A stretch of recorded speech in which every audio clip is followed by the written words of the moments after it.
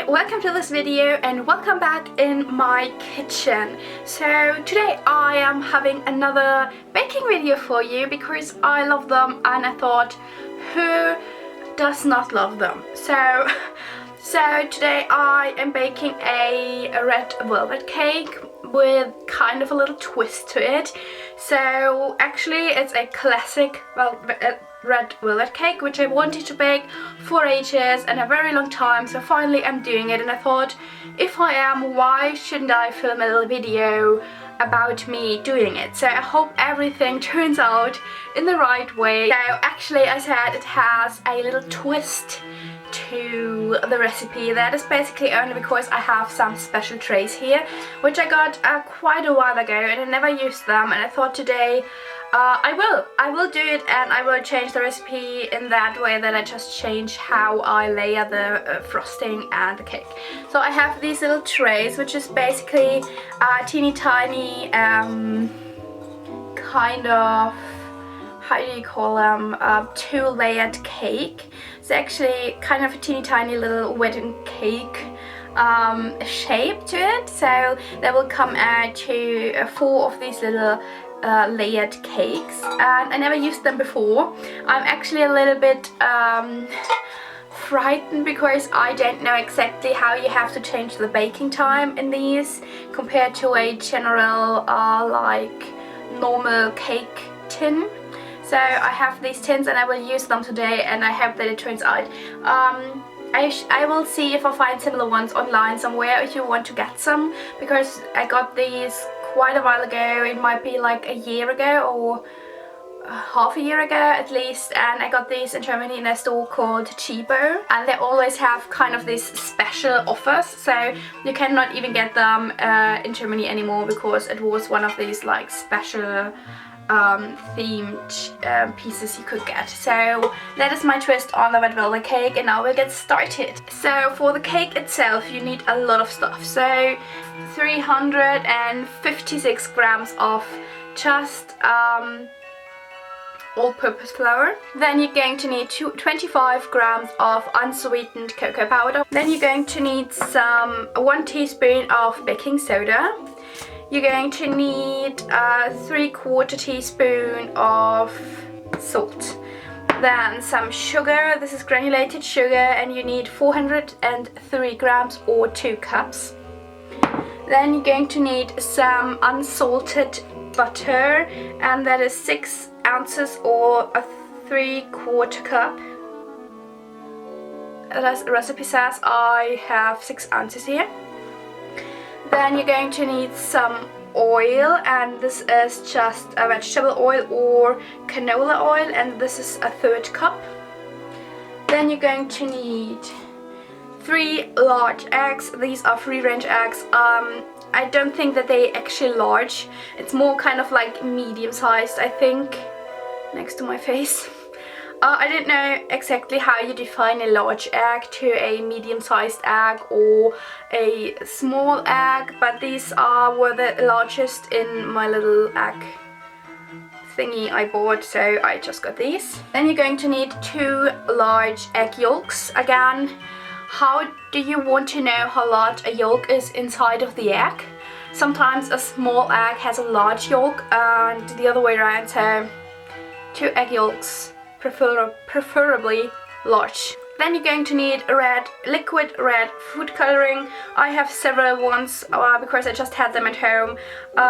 Unfortunately it's very hard in my home trying to get food coloring, so I don't know why, but I hope that these work out and that it is enough. And you're going to need 1 1/3 cup of buttermilk. I don't remember exactly how much grams these are, but the recipe says 1 1/3 cup.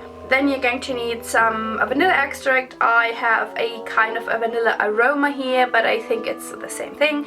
So 1 tablespoon of vanilla extract. And last but not least, in this little thing here, I have 1.5 teaspoons of vinegar. As always, I will leave down below all the ingredients so that you can read it if you just forgot it, or it's just easier, I know it myself, if you can read what you need instead of listening to somebody telling you what you need. So this is everything you're going to need for the cake itself.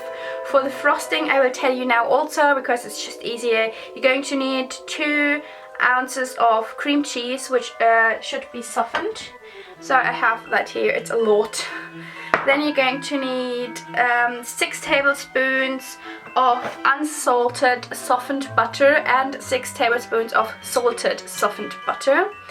And then you're going to need again 8 tablespoons of vanilla extract and 4.5 cups or 560 grams of powdered sugar.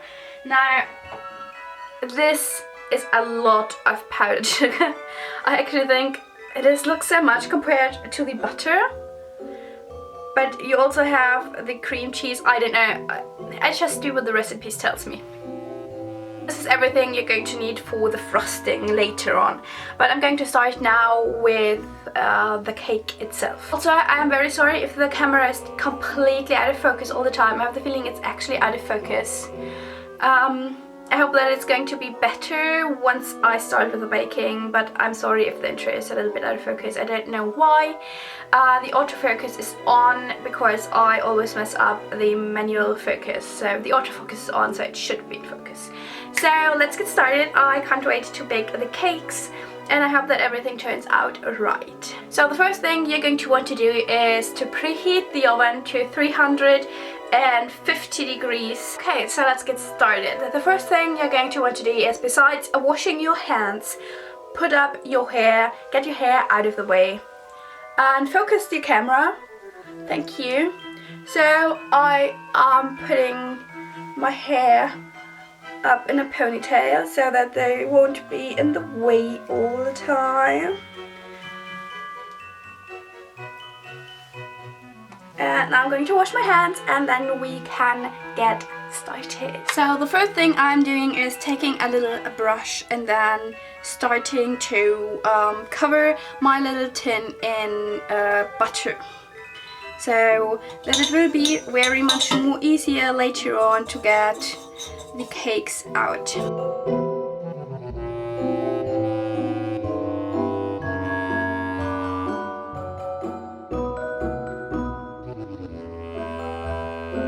So the next step now is to have a bowl. I'm just going to use the bowl I put my flour in.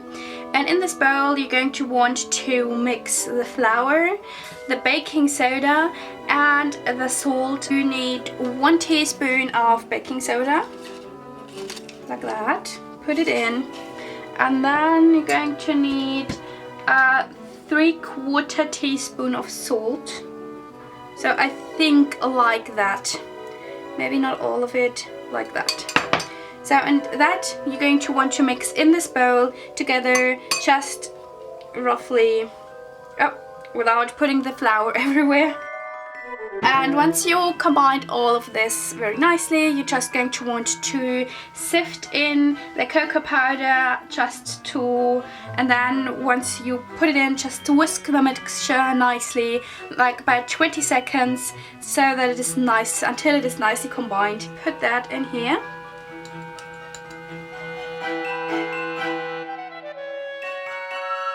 So this is now the mixture. I think I would say this is now well combined.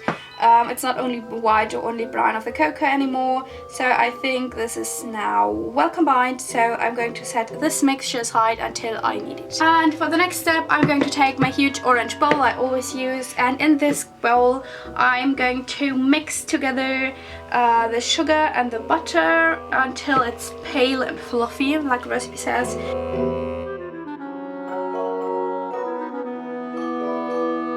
So the next steps you're going to want to make after you blended together your butter and sugar is to add the oil and also to blend in the eggs one at a time, and you just mix until it's all combined after each addition. So put in an egg, mix and combine it, put in the next egg and repeat the steps. And once this is just combined, you stop and add the next egg.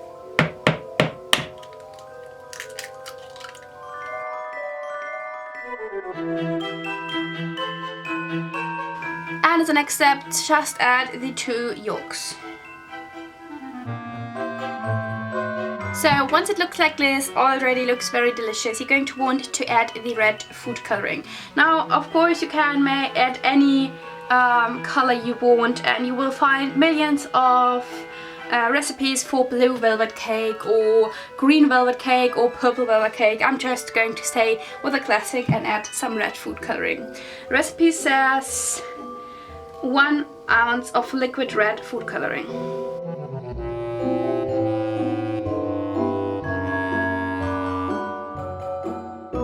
And mix it in. Now, depending on how much food coloring you add, you decide on how red the whole mixture is. Now I think it's more like a pink velvet cake, so I'm going to add a little bit more of the red food coloring. So I'm still not very happy about the color, but I don't have any more food coloring left, so I'm going to go with this color and going to just make more of a kind of pink velvet cake. So the next step you're going to want to do is now to measure your buttermilk, which you need 1 1/3 cup of. You're going to want to add the vanilla extract, and you are going to need 1 tablespoon of that. So 1 tablespoon of vanilla extract. So you add in the vanilla extract and the vinegar, which I have here. So I made a little mistake there. Okay, don't add that in the huge bowl. Add the vinegar and the vanilla extract into your buttermilk. That is what you have to do. I just read that totally wrong. So measure your buttermilk and then add the vanilla extract and the vinegar into the buttermilk, not into your dough mixture. And then you're going to start a little combining routine. Get your flour mixture. Add 1/3 of the flour mixture, alternating with half of the buttermilk mixture. So you add 1/3 of the flour, and then you whisk that in. Now, once that is combined, and I really hate the color now, I hope it's going to get better, you're going to add half of your buttermilk, vanilla extract and vinegar mixture. That's about half, and mix that in. And after you've mixed that in, you repeat these 2 steps. Add 1/3 of the flour, mix it in. Add the other half of your vanilla, of your buttermilk mixture, add that in, and then you add the rest of the flour in and combine it until everything is gone.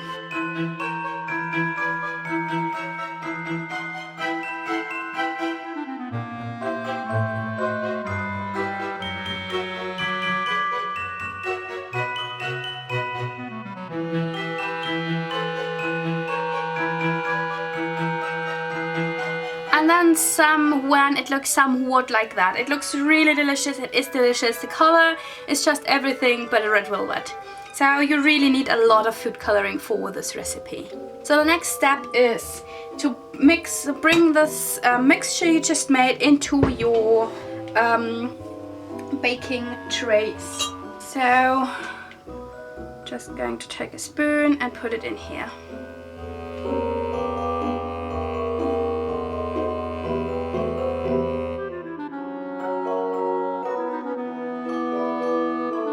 So that is now your finished dough part, and you're just going to want to put these in the preheated oven for 26 to 30 minutes.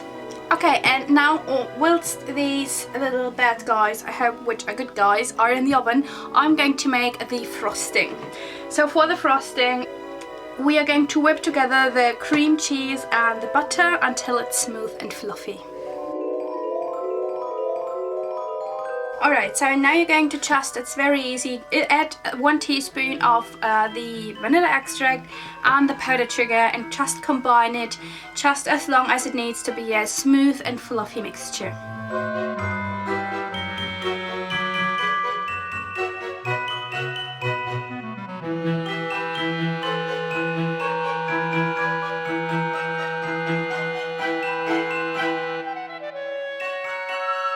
So I just also mixed my frosting a little bit with my electric mixer, just to give it a little bit more a better combination, kind of, so that all the ingredients are better combined, just basically. Also, if you combine the ingredients with your hand, it might tend to get a little bit clumpy, just because that's the nature of the powdered sugar and also with the flour. And of course you don't want to have any clumps in your frosting, so I just also whisked in a little bit with my electric mixer. So these are now all the most important steps done. My little cakes are still in the oven. They have been in there now for about half an hour, a little bit more. So if you are using a similar baking tin or pan, or however you want to call it, they're probably going to need a little bit more than half an hour. I just left in it, I think now it's about 32 minutes, something like that. So I'm just going to leave them in there until there's nothing sticking on my little wooden sticky here. So these are basically some of these, I don't know how you call them, the sticks where you can put fruit on to make a little fruit stick. And it's a little just wooden stick, and what I'm always doing if I want to test if my cake or muffins or whatever is done, then I put in one of these little sticks, and if nothing sticks on the stick, then the cake is done. So that is what I'm going to do now. I check if my cake is done, and if not, I'm going to leave them in a little bit longer. If they're done, I'm just going to put them out and leave them to cool. You really have, before you put any frosting on, leave them to completely getting cool. They have to cool out completely, otherwise your frosting will just run away, and you don't want that. So I'm going to put them aside and leave them to cool, and once they're cooled down a little bit, I'm going to put them out of the baking pan and just leave them to cool completely. Afterwards, I'm going to cut them in 4 pieces and put in a little bit of frosting, also all the frosting on top, and I'm going to show you, of course. Yes, so that is what I'm going to do now. Also, for the frosting, it is done now. What I'm going to do now is I'm going to put it in the fridge for a little while, and afterwards I'm going to whisk it a little bit more with my electric thingy here, just because then the consistency of the frosting will be a lot better. That is now the current situation. Cakes are still in the oven, finished soon, let them cool completely, and afterwards we're going to continue with the frosting. So this is how they look currently. You can see that it's still a little bit liquidy top of them. Also, I'm definitely going to have to cut this little heads off just where the tray ends, because I already, actually, like you can see, I have to flip the cakes and they won't stand that way. So they still are going to need a few more minutes. The cream was in the refrigerator now for quite a while, just as long as it took my little cakes to cool down completely. So I'm just going to return in the cream with my mixer just to stir it up a little bit and to make it fluffy, but the consistency is very just like it's thicker, and the refrigerator just made it more stable, and I'm just going to whisk a little bit just to make it creamy again. So what I'm going to do now, I already did it with 2 of my little cakes. This is how they turned out. Actually very cute. So this is basically the shape my baking tin had. Basically what I did with this one, I just cut the part that came out of the tin, so that part which looks like a muffin basically. I'm just going to cut it off, because that's basically where my little cakes should stand on, so they cannot be like that. So that's what I'm going to do now. Here are my little cakes. This is how they look now. Of course, I have to say one thing, there's nothing red velvet about these. You really need a lot and an intense version of your food coloring, so put in a lot of it. This way I just have a brown velvet cake, kind of, and it looks like a chocolate cake, and that's fine. It's just not a red velvet cake, that's everything. It's a little bit sad because I really wanted a red velvet cake, but yeah, nevertheless, they look delicious and they actually taste delicious. I already tasted a little bit of one of them, which I cut on. So now we come to the next part, which is the fun part, which is basically the decorating. So what I'm going to do with this and my cream, I'm going to put this so that you can see it. So actually what I'm going to do is, because I don't have like different layers and I have so much cream, I don't want to just cover them in it. So I'm going to cut this piece in 4 pieces and I hope that it's going to work out. So now what you're going to need for the next step is your cream, a bigger knife. It does not have to be that large, but it's easier with a little bit of a bigger one, and a little palette knife. So what I'm going to do now, to make it able to use my cream as a filling, I'm just going to cut off that top part of the bottom part first. So cross your fingers that it will work out. So I'm just going to press these 2 parts together and slide my knife through like that. And it's not perfect, but it's okay, so I have the top part and the bottom part. So the next thing I'm going to do, I'm going to try to separate, to make 2 parts of the bottom and 2 parts of the top little cake part. So I try to find the middle. Use a sharp knife, but be careful. And slowly. See, yes, just like that, setting these aside. And I'm doing the same thing with the top part, and that's I'm doing with every single one of these little cakes.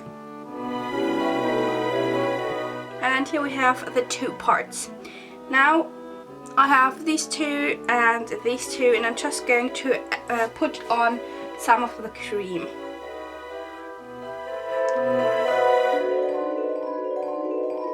And do the same thing with the top part. And I'm just going to stick on the top part on the bottom part. You can very easily see where I cut it off. Just a little bit of it. And the only thing I'm going to have to do now is just cover the whole thing with the cream. So I'm not going for a perfect look here.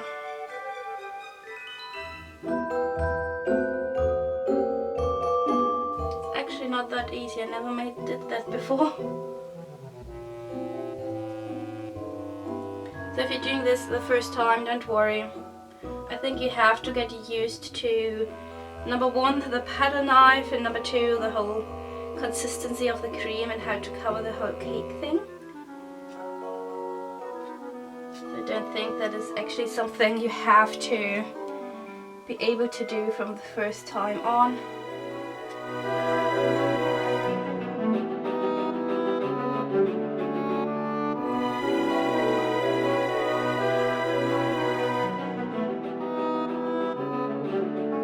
And now the only thing you have to do is get it off your surface without just completely destroying it, hopefully. So I'm using a larger paddle knife and just my small one to keep it there, and try to push that one underneath, and without destroying it, I said, place it on a nice plate.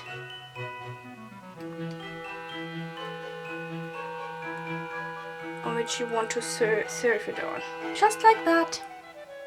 Alright everybody, I now covered all the little cakes with the buttercream frosting. If you make the cake in the same way I'm doing it, with these smaller sizes, I think that half of the buttercream I made would be enough for you. So what I'm going to do now is I got a few fresh raspberries here. Also, I'm going to open a one of these, which I totally forget how I'll call them, so it will stand somewhere in the screen now. I will write it down somewhere. So the easiest way to open that guy is, you see from the top that it has kind of these edges, and that is where you're going to want to cut. So that you cut from above like that. Be careful with it. Okay, so that is the easiest way to open one of them. And then you can just break it up when you see these lighter little bits here, these kind of stripes, and that is where you're going to want to cut on the outside. Not too deep, just like if you would open an orange. And then you can just break it up, just like that. It's very easy. And that's the easiest way to open it and to get all the seeds out. So then you can open it like that. And that's the easiest way to get all the seeds of it out. And then I'm going to decorate my little cakes with the seeds and my raspberries. So just to make them look a little bit prettier. Of course, like I said, I don't really like how they turned out looking.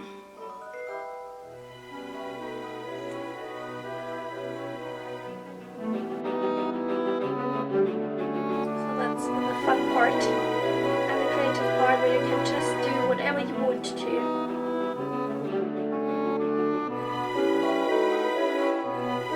That's how they're called, pomegranate. Do you call them like that? I think so.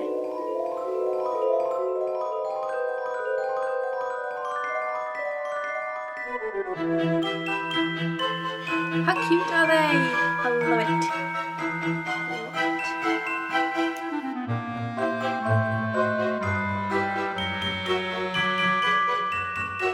Of course, you can decorate your little cakes with everything you like. You can use some sugary decorations, just everything you like and you think would look lovely.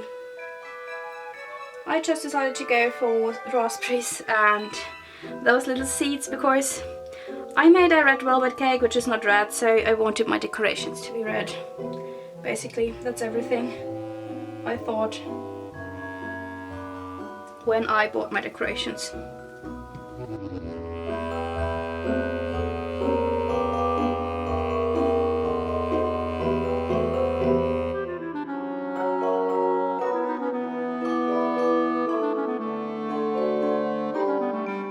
And here are my little cakes done. I love now how they look. It's all about the decorations, people. It's all about the decorations.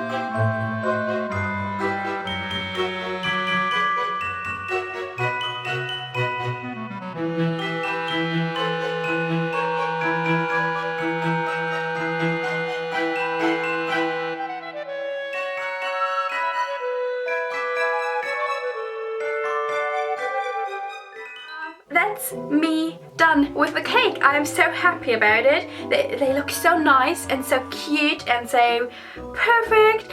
And yes, so as always, if you recreate this recipe, don't forget to let me know. Send me a picture on any social media platform. All my links are down below. I really want to see it. I'm very interested. And if you recreate the recipe, of course, I want to know if it turns out right for you, or which twist you gave to the recipe, or which is your favorite red velvet cake recipe. So leave a comment down below. What do you think about it? If you want to see more baking videos from me, because I really want to make more, I might do like one baking video a month. That would be nice, kind of, I think. Yes, so I hope that you liked the little video. Give it a thumbs up if you did. Don't forget to subscribe to let me know that you want to see more baking videos. Also, don't forget that you sent me all the pictures of your try on this recipe, all the pictures of via all the social media platforms. Links are down below, like I said. So what else do you want to say? Yes, I hope you liked the video. I hope that you all are well, that you have a wonderful time, and that you had a wonderful weekend, and that you have a wonderful week planned.